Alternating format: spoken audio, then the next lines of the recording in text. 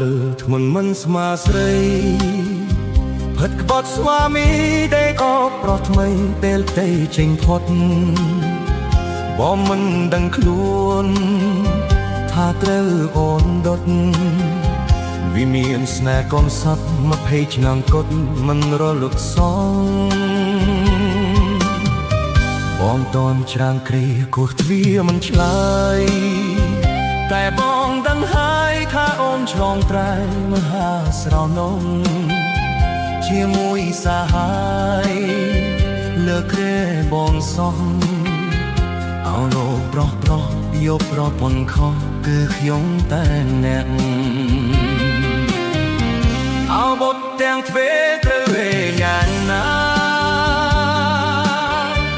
នៅជាមួយបាឬជាមួយម៉ាក់បាទ្រាំលេងបានដោយលេឆាន់ស្លាក់កូនទាំងពីរនាក់ជួយអង្វរម៉ាក់អាណិតបាផងកាបាន10ឆ្នាំបងចាំទាំងអស់រឿងស្រីមិនស្មោះតែបងត្រង់រូបខ្មាស់អស់អូនបង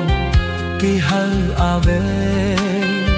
ស្រ័យពីក្រោយខ្នង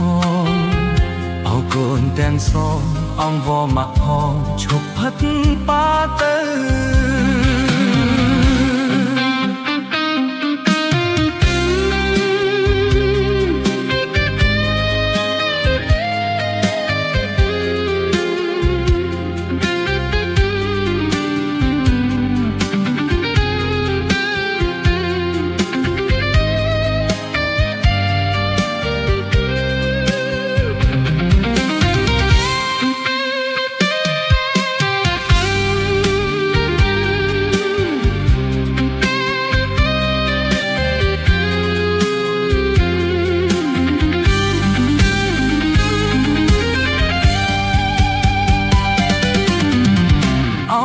ទាំងទ្វេក្រឹមលេយ៉ាងណា